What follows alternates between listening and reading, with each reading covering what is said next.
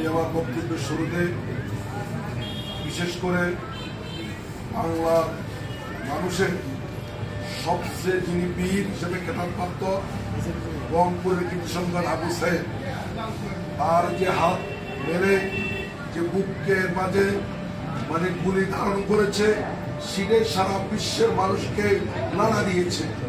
কথা ঠিক কিনা? আমরা নেতৃবৃন্দ রাজনীতি করি, আমি স্পষ্ট বলতে চাই কোন দলের নেতা কোন ধরনের কর্মী এই জাতীয় পুলিশের বুকের সামনে পুলিশের সামনে হাত মেলে শাহাদাত বরণ কোন নজির নাই। আপনারা যারা মিডিয়া ব্যক্তি আমি মনে করি জাতির সবচেয়ে সুপ্রিয় আমি মনে করি জাতির কান্তি লগ্নে সবচেয়ে সেরা সন্তান বাংলার গর্ব আবু সাহেব। এই জন্য প্রিয় ভাইরা, আমরা যারা এই নতুন প্রজন্ম আমাদেরকে একটা শিক্ষা দিয়েছে,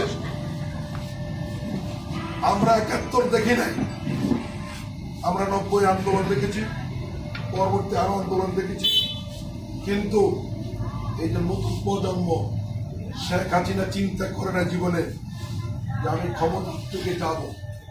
সে আগের দিনও দাম্ভিকতার সহিত কথা বলেছে আমি ক্ষমতায় থাকবো, আমাকে কেউ নাড়াতে পারবে না।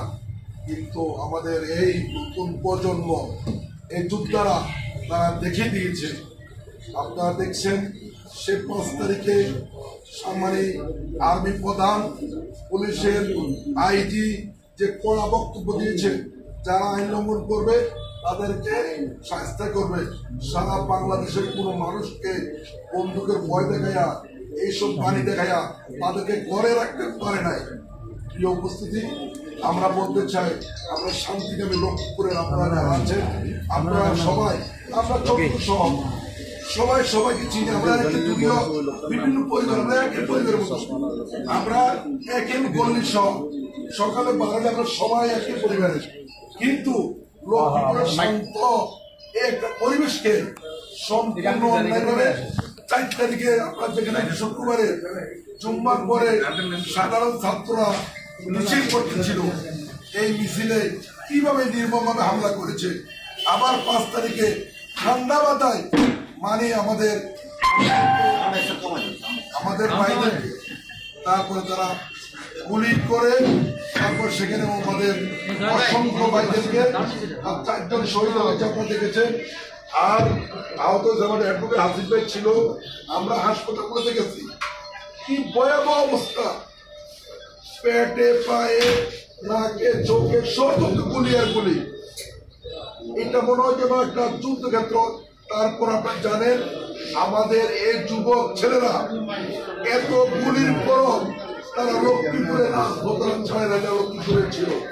তাহলে আমরা বলতে চাই আপনাদের কাছে, আপনারা যারা সাধারণ জাতি জাগ্রত বিবেক, আমরা এই লক্ষ্মীপুরকে আপনারা অতীত আমরা দেখেছি সাংবাদিক ভাইরা আমাদের সাথে সবসময় যোগাযোগ রেখেছে, কেউ বিভিন্ন দলে থাকতে পারে, আমরা দেখেছি কোনো এখানে লক্ষ্মীপুর সাংবাদিকরা আমাদের সাথে সবসময় সুসম্পর্ক রেখেছে। আমরাও চেষ্টা করেছি, কারোর সাথে আমরা কাউকে শত্রু মনে করি না, সবার সাথে আমরা সুসম্পর্ক রেখেছি। আমরা এই সুসম্পর্কের দ্বারা আগামী দিনে আরো সুন্দর করতে থাকতে পারি, আমরা এই আশা করতেছি আপনাদের কাছে। আমাদের পক্ষ থেকে আপনাদের জন্য যত ধরনের সহযোগিতা, সকল সহযোগিতা আমাদের পক্ষ থেকে অব্যাহত থাকবে ইনশাআল্লাহ।